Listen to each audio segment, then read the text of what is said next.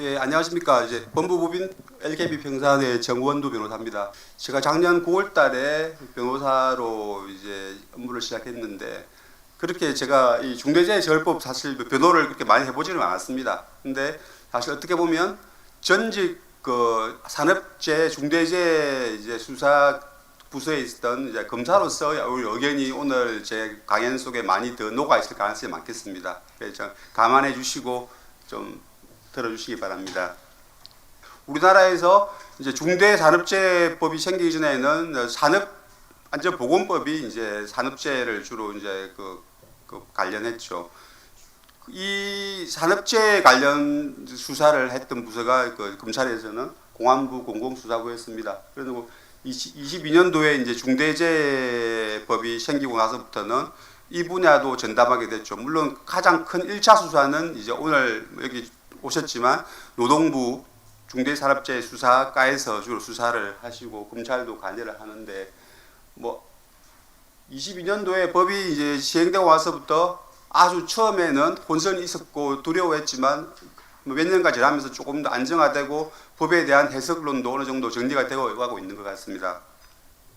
오늘 여기 나오신 분들 대부분 다 이제 아마 뭐 어떤 법인의 그 대표자이시겠죠. 중대재해처벌법은 일단은 이제 어떠한 그 주체가 필요한데, 특정한 영업의 개인 사업주거나 또는 뭐 법인 또는 기관의 경영 책임자를 이제 그 주체를 하고 있습니다. 그리고 통상적으로는 뭐 대표자, 이사장, 기관장이라고 표현하기도 하고, 또는 이에 준해서 안전보건에 관한 업무를 담당하고 있는 사람 보통 CSO라고 하죠.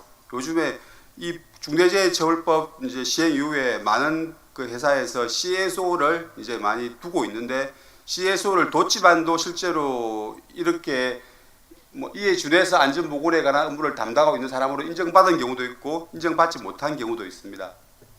그래서 제일 중요한 중대재해 이제 치사, 사람이 사망한 경우 또는 뭐 다른 경우도 있지만 중대산업재해는 세 가지가 있는데, 일단은 중대산업재해 범죄가 성립하기 위해서는 조금 전에 봤던 그 경영 책임자 또는 이제 경영 책임자가 안전보건 확보 의무를 위반해야 됩니다. 이 법이 이제 이와 관련 의무를 부과하고 있습니다. 그 안전보건에 대한 인력이나 예산을 확보하고, 그리고 관리 체계를 구축하고, 그리고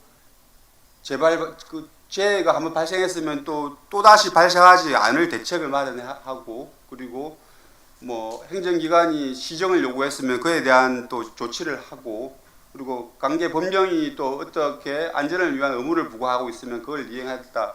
이런 포괄적인 내용들이 있는데, 사실상 이 내용들을 하나하나 다 제대로 한다는 게 쉬운 건 아닙니다. 쉬운 건 아닌데, 어쨌든 간에 뭐 만약에 사고가 발생했다면 뭐라도 하나 안 한 게 있으면 일단은 뭐 노동부나 그 검찰, 경찰은 그 부분을 가지고 어떤 그 결국 사고가 그 위반 때문에 발생한 것이다, 그렇게 아마 결론을 내리려고 할 가능성이 많습니다.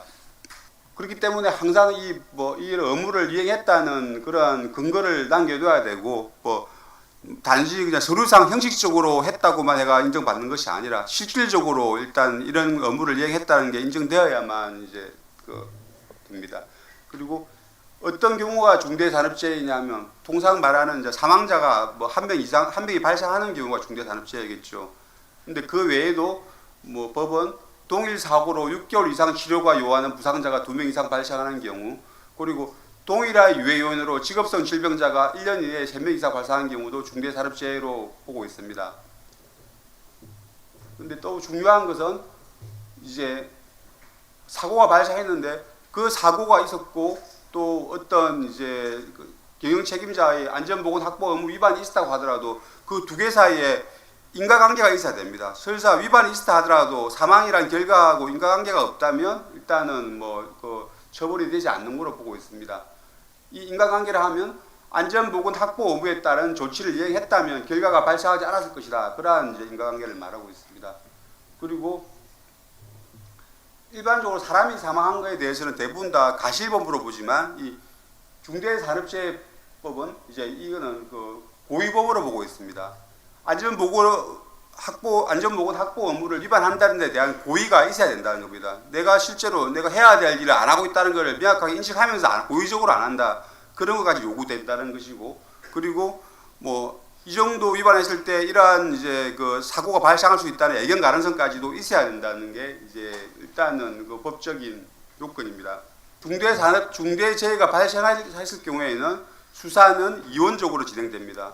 기본적으로 노동청, 경찰 모두 다 현장에 출동하지요. 그리고 노동청에서는 그 안전보건 책임자를 상대로 산업안전보건법 위반 혐의로 수사를 진행합니다.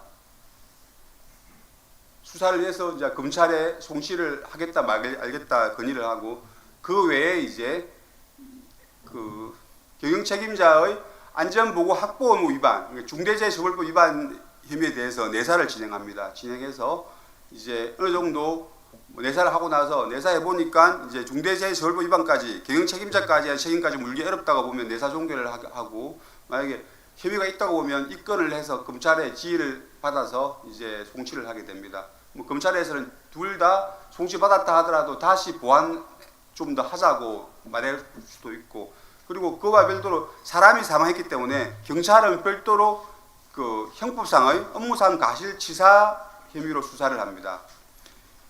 과거에는 이 경우도 이제 검찰이 지휘를 했지만 이제 현재 그 검경 수사권 조정에 의해 가지고 이제 경찰이 일방적으로 송치를 할 수는 있습니다. 그랬다 하더라도 이제 검사는 다시 또 추가 수사가 필요하다고 보완 수사 요구를 하는 경우가 되는 가운데, 이런 사건에서는 노동청과 경찰의 수사가 사실 경우에 따라서는 서로 간에 결론이 다르고 약간 모순될 때가 있습니다. 그리고 이 모순되는 부분 등을 조정해주는 역할이 검찰이 하게 되는 역할입니다. 그리고 이 또 두 개 기관이 동시에 수사를 하기 때문에 상당히 수사에 시간이 많이 걸리기도 합니다. 중대재해처벌법이 이제 시행되고 나서 22년도부터 25년까지 기소된 건수는 첫 해에는 이제 많지 않았지만 점점 많이 되면서, 특히 작년에 이제 밀린 사건들을 집중적으로 처리하면서 작년에 97건이나 기소되었고 현재까지 총 171건이 기소가 되었습니다. 근데 불기소된 것도 36건이 있는 걸 보면 뭐 검찰에서 모든 사건을 다 무조건 그 노동청이나 경찰에서 제가 된다고 보냈다고 해서 다 기소하지는 않습니다.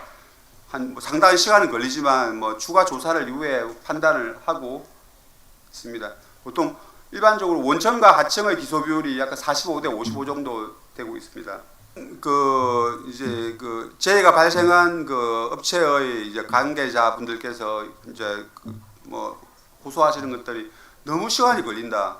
어떠한 식으로도 결론이 나와야 일이 진행되는데 이도저도 아니면서 너무나 오랜 시간이 걸리고, 사실 재판도 몇 년씩 걸리는데 재판까지 가기 전에도 이미 여기서 보면 600일 이상이 걸리고 있으면 너무 각 기업들이 그 기간 자체에 어려움을 조소합니다. 근데 사실 보면 대부분의 사고가 뭐 특별히 누가 목격하는 자리에서 CCTV 같은 동영상이 있는 현장에서 발생하는 것이 아니고 그냥 아무도 보지 않은 상황에서 발생하는 경우가 많습니다. 그럴 경우에는 최초로 이 사망 사고가 왜 생기는 것부터 밝혀야 됩니다. 1차적으로.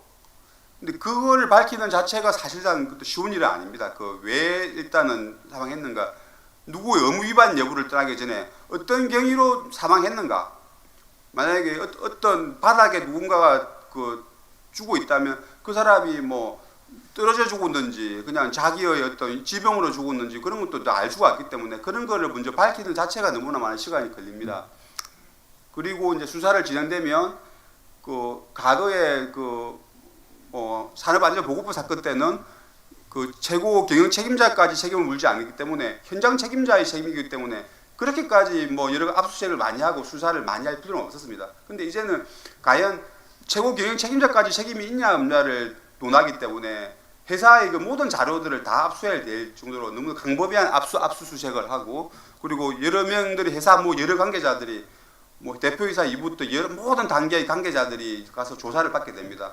과거에 산업안전보건법 그만 처벌할 시절에는 그 정도까지 수사를 할 필요가 없었습니다. 그런데 중대재해처벌법 위반을 처벌하기 위해서는 정말 이렇게 많은 수사가 필요합니다. 그리고 법 시행 초기이기 때문에 아직 판례가 제대로 구축이 안 돼 있고, 뭐 수사 기법도 수사를 정확하게 어떻게 해야 되는지도 정확하게 사실 보면 우리 수사기관조차도 잘 아직 모르는 상황이기도 했습니다. 그리고 수사기관 간에 아까 말했던 세계기관, 노동청, 경찰, 검찰 간에 세계기관이 의사조율에도 상당한 시간이 걸립니다. 제가 근무했던 검찰에서는 중대재해처벌법에 대해서도 무혐의를 하기도 합니다. 어쨌든 간에 뭐 현장 책임자 단계에서 그 사망은 발생했지만 그 조치 의무 위반을 안 했다 그렇게 확인되는 경우도 있었고, 그리고 물론 그 현장에 있는 그 뭐 안전관리 책임자는 조치 의무 위반을 했든 안 했든 간에 최소한 경영 책임자는 안전보건 확보 업무는 다 했다 그렇게 보아서 무혐의하는 경우도 있고, 그리고 뭐 양쪽 다 이제 경영 책임자는 안전보건 확보 업무를 다 했고, 그리고 뭐 현장 책임자도 안전보건 현장에서의 조치도 다 했다 그렇게 인정되는 사례도, 비록 사망은 발생했지만 그렇게 되는 사례도 이렇게 있었습니다. 그래서 무혐의할 경우도 상당수 있었습니다. 중대재해 이제 사람이 사망한 경우 아까 뭐 일단은 그 부상자 뭐 약간 부차적이니까 사망한 경우에만 살펴보면, 사망한 경우에는 그 일단은 사업주와 경영 책임자는 법정형은 1년 이상의 징역 또는 10억 원 이하의 벌금입니다. 이 두 개가 병가도 가능하고, 그리고 해당 법인은 이제 양벌 규정으로 50억 이하의 벌금이 될 수가 있습니다. 현재 중대재해처벌법의 독자적인 양형 기준은 아직도 법 시행 초기라서 없기 때문에 이제 사례반전보건법에서 사람이 사망한 경우의 그 책임에 대한 양형 기준을 일반적으로 판사들이 준용하고 있습니다. 일반적으로 기본이 보통 1년에서 2년 6월인데 여기서 왔다 갔다 하는데, 이제 밑에 보시면 현재까지 최고 실형 선고형은 대부분 징역 2년형이었습니다. 근데 뭐 수백 년 전에 서울에서 발생했던 RECL 전지 공장 사건에서 워낙 사람이 많이 죽어가지고 그 사건에서는 이제 징역 15년이 선고됐지만, 일반적인 사건에서는 최고로 많이 선고된 경우가 징역 2년이었습니다. 법인의 경우에는 최대 벌금 선고액이 20억이었습니다. 당연히 판결에서 뭐 인정된 유리한 양형이나 불리한 양형 같은 경우에는 사실 일반적인 다른 사건이랑 비슷할 수 있습니다. 당연히 항상 합의가 제일 중요하고, 그래도 뭐 아무것도 안 한 것보다는 뭐라도 사고 전부터 뭐라도 하려고 조금 노력한 거게 보이는 거, 아무것도 안 했다면 정말 그 뭐 더 음악의 책임을 묻지만 그 법이 요구하는 정도까지는 못했지만 그래도 사고 전부터 뭔가 노력을 했다면 그것도 인정을 받습니다. 그리고 사고 직후에 또 이제 시스템을 강화하기 위해서 한 조치를 양형 자료로 낸다면 이 경우도 이제 유리한 양형으로 평가를 받고, 물론 과거의 사고가 또 없어야 또 유리할 것입니다. 그리고 뭐 사회적 파급 효과, 결국에 언론에 많이 나고 언론에 많이 보도되고 하면 결국에는 이제 불리해지겠죠. 이거 아무것도 안 했다는 기본적인 안전관리 비비다. 그리고 뭐 또 충분히 예상이 너무나 쉽게 예상되는데도 방치했다든지 그런 사례에서는 더욱더 불리해집니다. 그리고 실제로 이런 사례가 있었는데 현장에서의 그 증거를 약간 뒤바꿔 놓는다든지 증거를 인멸하려고 했던 게 만약에 그 발각될 경우에는 더욱더 이제 불리한 양형 요소로 판단받았습니다. 이제 이 법을 적용하는 과정에서 물론 많은 쟁점이 있습니다. 개별 사안마다 다 변소를 할 거니까 나 할 일 다 했다고 하고 여러 가지 변소를 하지만 그 모든 걸 설명드리기는 그렇고, 주요한 쟁점에 대해서만 제가 이제 좀 몇 개 설명드리겠습니다. 사업 또는 사업장의 의무와 상시 근로자의 수 상정. 만약 사업장을 여러 개 운영하는 경우에는 그 사업장 모두에 있는 근로자들을 합해서 계산해야 되는가? 이게 왜냐하면 지금은 이제 5명 이상이면 다 적용되지만 작년 20 전에는 이제 50명 이상만 적용됐기 때문에 특히 중요했고, 건설 현장도 경우에 따라서는 여러 건설 현장을 운영하는 수도 있겠죠. 대부분 다 그런 경우는 이제 하나의 회사고 하나의 사업적으로 적용될 여지가 많겠지만, 그래도 이제 좀 더 소규모 회사들은 이제 법 적용을 안 받는 것 자체가 중요하기 때문에 이 사업장의 의미도 상당히 중요합니다. 여기 오신 분들은 대부분 다 건설업에 종사하는 분이겠지만 특히 식당업 종사하는 분들, 식당 체인들, 식당 법인 운영하는 분들이 사실 애로사항이 보통 과거에 많았습니다.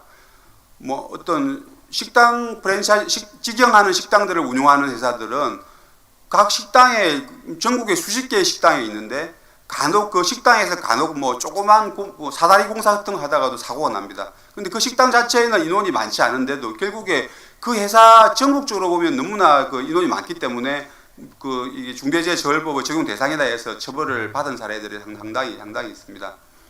어쨌든 복소의 사업장이 만약에 분리돼 실제로 인사 밑에 대법원 판결에 있듯이 처음으로 그에 대한 대법원 판결이 올해 1월 달에 나왔는데 개별자 사업장이 인사 및 노무관리, 재무회계 처리 등이 독립적으로 운영이 된다면 그때는 각 이제 사업장을 별개로 봐줍니다. 근데 그게 아니고 뭐 여러 사업장이 인사, 노무관리, 재무회계 처리 등이 뭐 하나의 단위로서 움직였다면 그 전국적으로 운영하고 있는 모든 사업장들을 다 합쳐서 이제 그 근로자 수를 합산한다는 겁니다.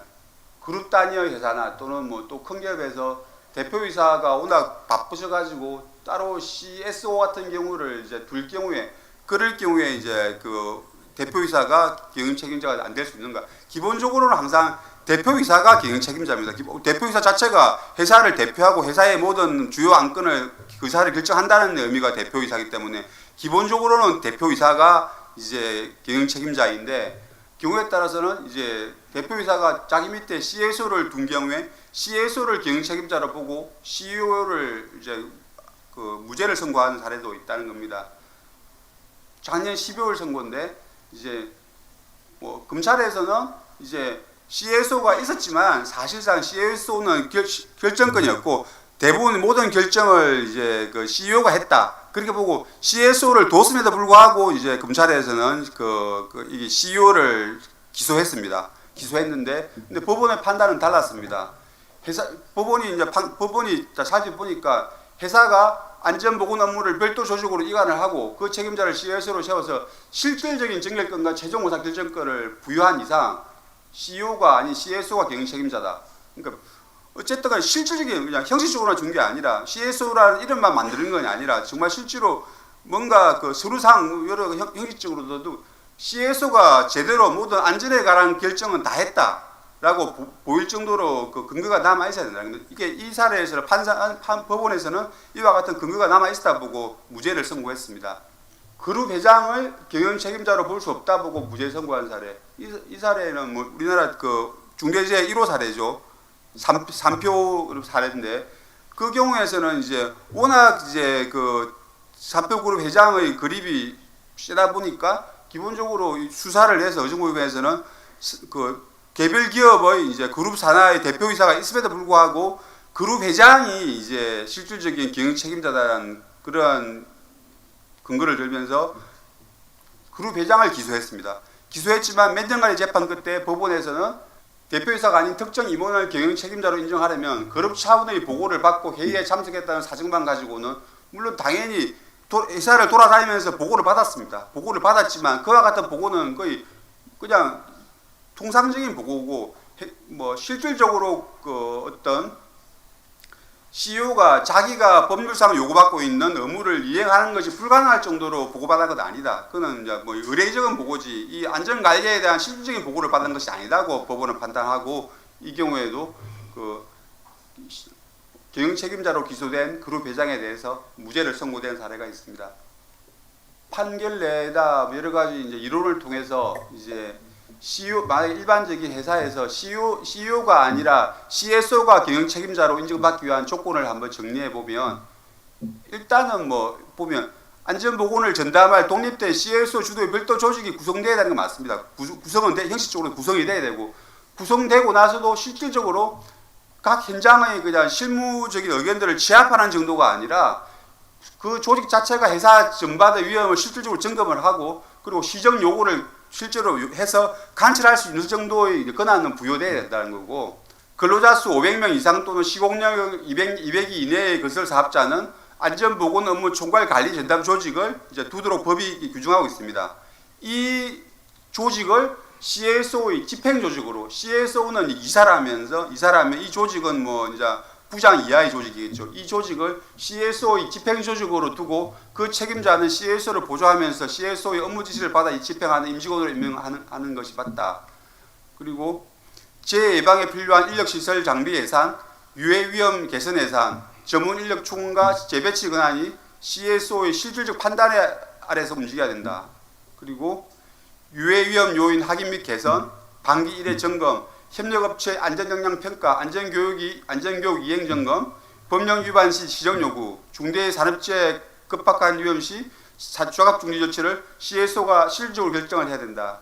그리고 이제 CEO 역할은 안전보건에 대해서, 물론 CEO가 이렇게 아무리 CSO를 뒀다고 해서 완전히 안전보건에 대한 업무를 등한시할 수는 없겠죠. 그렇지만 CEO 역할과 관여 범위를 정교하게 다시 설정해야 된다.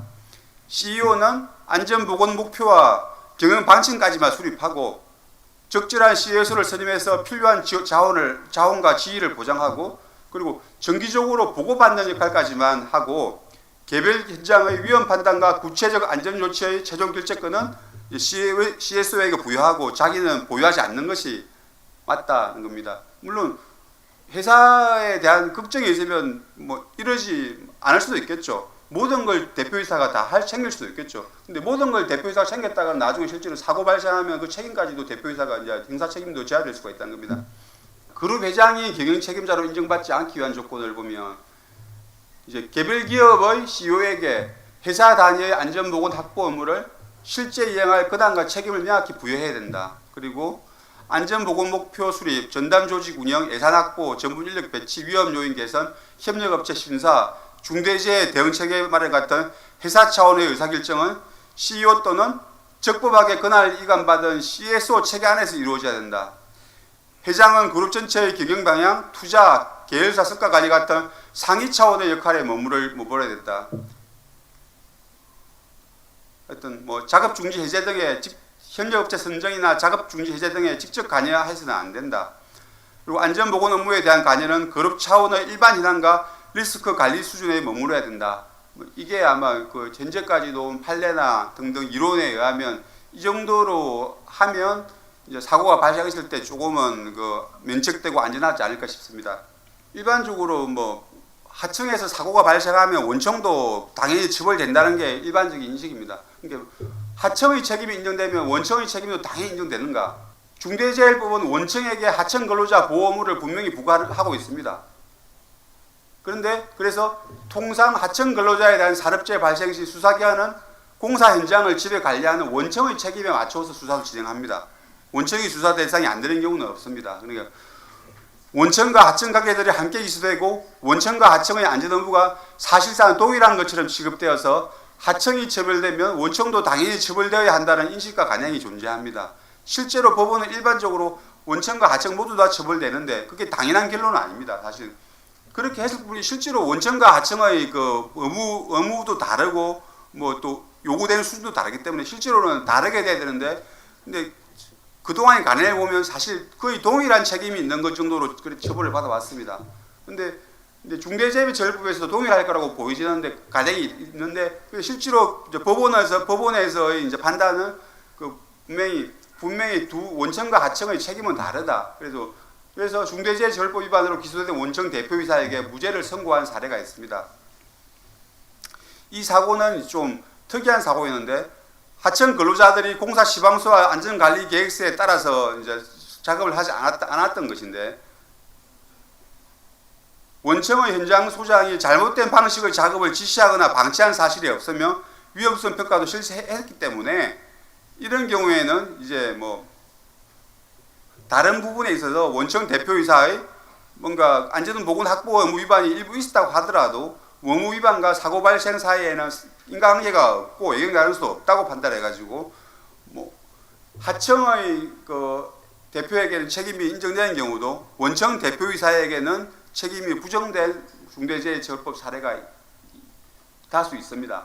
원청이 하청 근로자 보호 의무를 다 이행했다고 인정받기 위한 조건을 이제 본사 차원에서 위험성 평가, 작업 허가, 그 공법 변경 승인, 작업 중지 및 재개 절차를 구체적으로 문서하고 고위험 공정별 체크리스트를 갖추어야 된다. 그리고 공사 시방서 안전관리 계획서 위험성 평가서의 내용이 서로 어긋나지 않도록 정합성을 확보하고 이를 하청에 실제로 교육 전달한 내용을 남겨야 된다. 그리고 현장에서 승인된 작업 순수와 다른 방식이 발견되면 즉시 중지 시정 요구될 수 있도록 보고 체계를 살아있게 운영해야 된다. 뭐 좀 어쨌든 원청도 뭐 하청이 반드시 원청의 의도대로 한다고는 보장을 못하기 때문에 어쨌든 간에 그 원청은 그 하청을 상대로 원청이 할 수 있는 건 다 했다는 근거를 마련해 둬야 된다는 그런 의미이기도 합니다. 산업안전보고법에서 이제 건설공사 발주자라는 개념이 있습니다. 일반적으로 이제 여기 계신 분들이 다 뭐 실제로 건설을 하시는 분들이라면 당장에 해당 사항이 있겠지만 만약에 어떤 뭐 정부기관이나 어떤 개인들이 그 건설업체에 공사를 맡긴다면 그런 경우는 도급은 도급이지만 건설공사 발주자로 봐가지고 산업안전보고법상에서 시공을 주도하고 총괄 관리는 하지 않는다고 보기 때문에 도급인이지만 수사 대상에서 제외됩니다. 따라서 이제 그 산업안전보고법의 연장선상에 있는 중대재해처벌법에서도 기본적으로 건설공사 발주자로 인정이 된다면 중대재해처벌법 적용도 제외되는 것이 일반적일 것입니다. 그런데 다만 산업안전보고법은 그러니까 건설공사 발주자의 개념을 시공을 주도 총괄하느냐 여부를 가지고 판단을 하고 중대재해처벌법에서는 도급인을 시설 장비 장소에 대한 실질적인 지배 운영 관리가 있는지 여부를 가지고 조금 그 구별하는 개념이 다릅니다. 그래서 공사를 총괄하지 않았더라도 그 공사 장소를 실질적으로 지배 관리를 하고 있다면 경우에 따라서는 이제 산업안전보건법에 있어서의 그 건설공사 발주자로 인정된다 하더라도 이제 중대재해처벌법상의 이제 그 책임을 물을 수는 있다는 겁니다. 뭐 아직 그런 사례는 없지만 이제 건설공사 발주자가 된다고 해서 완벽하게 중대재해처벌법에서 면책된다고 생각해서는 안 된다는 말씀입니다. 위험성 평가는 위해 위험 요인을 파악하고 부상 질병의 발생 가능성과 중대성을 추정 결정하여서 감소 대책을 수립 시행하는 일련의 과정이고 안전보건 확보 업무 이행의 핵심적인 내용입니다. 충실하게 수행된 위험성 평가는 법적 업무 이행의 가장 강력한 증거이자 실질적인 재해 예방의 활동의 출발점입니다. 위험성 평가를 어떻게 해야 된다, 어떤 순서로 해야 된다는 그걸 가지고 뭐 더 전문가도 계시니까 제가 설명드릴 내용은 아니지만 어쨌든 간에 형식적으로 이거 했다, 이행했다, 언제 했고 언제 했다는 그 체크리스트 정도 가지고 또는 문서만 가지고는 절대로 그 수사기관이 인정해주지 않습니다. 실질적으로 단순한 서류 작업만 했다고 해서 인정받지 못하고 실질적으로 현장에 가서 보고 확인하고 또 문제점을 확인만 했다고 인정받지 않습니다. 확인했으면 반드시 문제가 된 것을 개선을 하려고 했던 게 나와야지 확인만 했다고 해서 위험성 평가가 되는 것은 아니고 위험한 부분을 확인하고 그에 대한 이제 개선까지도 하려고 했다. 한꺼번에 다 할 수는 없겠죠. 최소한 개선을 하려고 했다는 부분까지는 있어야 이제 위험성 평가를 제대로 했다고 인정을 받습니다. 여러 사례가 있지만 이제 정선에서 강업소 채광 작업 중에 발생한 매몰 사고인데 이 경우에도 이제 그 사전에 뭐 이 사업자가 위험성 평가 등을 다 제대로 했다고 보고 중대재해처벌법이 정한 안전보건 확보 업무를 성실히 수행했다. 그렇지만도 어쩔 수 없이 사고 발생했다. 그렇게 본 사례들이 다수 있습니다. 업무 위반이 인정되더라도 이제 아까 초반에 말씀드렸듯이 중대재해 결과와 사이에 인과관계가 필요합니다. 안전보건 확보 업무가 위반되었음에도 불구하고 재해와의 인과관계를 부정하여서 무죄를 선고한 사례가 있습니다. 일반적으로 우리가 뭐 이제 그 수사를 받는 입장에서는 뭐라고 위반되면 무조건 사망과의 관계를 연결시키지 않을까 걱정을 하는데 꼭 그렇지는 않다는 겁니다. 자동차 부품 제조업체의 압축 성형기에서 수공구가 튕겨다가 근로자가 사망한 사건과 관련해서 대표이사가 근로자의 특이한 작업 방식으로 발생한 사고에 대해서는 이제 물론 이 기업에서는 대표이사가 안전보건 전담 조직 설치를 해라는 그 업무를 이행하지 않은 상태에서 사고 발생했습니다. 근데 그 업무 위반과 이러한 이제 특이한 작업 방식에 의한 사고와는 인과관계를 인정할 수는 없다고 봐서 물론 법에 정한 의무를 위반한 바는 있지만 사고와의 관계는 인과관계가 없다고 봐서 무죄가 선고된 사례가 있습니다. 물론 당연히 기소한 뭐 검사는 분명히 뭔가 위반한 거 있다, 위반한 거 있고 위반하는 그 부분하고 이 사망하고 전혀 인과관계가 없다고 볼 수는 없다고 판단했을 수 있겠지만 지금 우리가 보더라도 뭐 전담 조직 설치 업무 위반하고 그 작업자의 특이한 작업 방식하고는 뭐 어떻게 해도 연결이 되기가 어렵다고 보여지기도 하기 때문에 법원에서는 무죄를 선고한 것 같습니다. 사실 우리가 뭐 많은 기업인들이 뭐 이런 안전보건 관리에 대한 전문가도 아니고 사실 내가 뭐 의무 위반을 하는지 몰랐다. 나는 제대로 되고 있는 줄 알고 있었다. 그런 식으로도 변소를 합니다. 현장에서 보면 뭐 근데 그와 같은 뭐 내가 실제로 그러면 사실 이제 그 입증은 네가 알고 있었다는 입증은 사실 수사기관이 해야 되는 거 맞습니다. 그렇지만 마음속에 있는 고의를 어떻게 입증하겠습니까? 근데 어쨌든 간에 그 고의는 외부에 드러난 사정 가지고 입증을 합니다. 보통 법원은 인정을 하고 그래서 안전보건 확보 의무가 취해지지 않은 채 사업이 이루어지고 있다는 사실을 알면서도 방치한다는 인식과 좀 어려운 말입니다. 그리고 어쨌든 중대재해 산업재해 발생에 대한 예견 가능성이 요구된다. 누가 보더라도 위험성을 가지고 있는데 관리상의 조치를 충분히 하지 않아서 사고가 발생한 경우에는 아무리 내가 고의가 없다고 변명을 하더라도 일반인이 볼 때 충분히 위험했고 일반인이 볼 때 관리상의 조치가 없었다고 보이시면 이제 그 정도는 고의 있다고 인정을 한다는 거죠. 우리가 아무리 뭐 변소를 한다고 해서 그 부정되지 않고 유필적 고의와 예견 가능성을 보고는 인정을 한다는 겁니다. 여기서는 이제 유죄가 난 사례를 말하는데 이 경우에도 나는 그 안전보건 조치 확보 의무가 제대로 이행되는 줄 알았다고 변소하는 사례에서 실제로 보면 이제 그 경영 책임자가 안전 컨설팅 업무를 제대로 협조하지 않았고 그리고 그 상황 자체가 사고 발생 위험이 높았다는 그런 사정들을 종합적으로 고려해서 고의가 있었고 뭐 또 예견 가능성도 있다 그렇게 판단한 사례들이 있습니다. 이 법이 위헌이라는 그런 주장이 있었습니다. 실제로 24년도에 중소기업 중앙에서 헌법소원을 청구했고 그리고 이제 법원 차원에서도 부산지법 항소부에서 위험업무 심판 제청을 해서 같은 사건으로 병합돼 가지고 헌법재판소에서 이 위헌 여부에 대해서 심사를 하고 있습니다. 심사를 하고 있는데 저도 22년도 법이 생길 때는 저도 이제 공안부에서 수사 책임자였지만 어쨌든 그때 저희들도 이게 위헌이라고 너무나 그 불확실한 조항이 많고 너무나 과도한 결과 책임에 가깝고 과도한 부분이기 때문에 이제 위헌이라고 생각도 많이 했습니다. 많이 했지만 저 개인적으로는 사실 보면 법을 운영하다 보니까 결국에는 누군가 안전관리 책임자를 이제 세워뒀다고 해서 경영 책임자가 형사적으로 완벽히 면책되는 게 그게 과연 정의로운 것인가?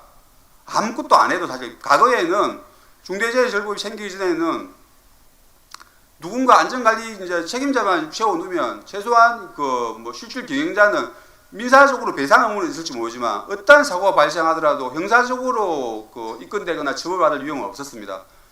그렇지만 과연 그게 이제 정의에 맞는가는 좀 고민은 됐습니다. 그래서 조금이라도 뭔가 노력해야 되는 것이 아닌가, 조금이라도 노력해야 되는 것이 바로 중대재해처벌법이 같고, 근데 너무 지금은 과도하게 요구하는 것 같습니다. 뭐 거의 뭐 신도 아닌데 모든 걸 요구하는 느낌이 있긴 있습니다. 그래서 제가 제 스스로 실무를 할 때는 분명히 아무것도 안 한 건 문제가 있지만 그렇지만 단 너무 많은 걸 요구해서는 안 된다. 그 사람이 할 수 있는 바에 최선을 다했다면 의무를 다했다고 제 개인적으로는 좀 인정해 주는 게 맞지 않나 저는 그렇게 생각을 하고 제가 변호사로서 변호를 할 때도 그렇게 하고 있습니다. 사실 보면 인간이 다 할 수 있는 건 아니고 나름대로 할 수 있는 건 다 했다. 아무것도 안 한 것은 아니다. 그런 주장을 하게 됩니다. 근데 위헌의 논거는 분명히 이거는 뭐 예측 가능성도 제대로 없고 결과 책임이 부과될 위험이 있고 경영의 자유와 직업 수행의 자유를 과도하게 제한하고 그리고 다른 이제 유사 범죄에 비해서 처벌 수위가 지나치게 높은 점도 있습니다. 그 이와 수사 실무자들도 대부분 그 시행 초기에는 위헌이다라는 판단을 많이 했는데 지금은 뭐 나름대로 헌법 합치적으로 운영이 되어가고 있다고 판단을 하고 있습니다. 그리고 나름 또 한 4년 동안 시행되면서 조금의 기준은 그 정립되어 가고 있는 것 같습니다. 부족한 그 설명 들어주셔서 감사합니다.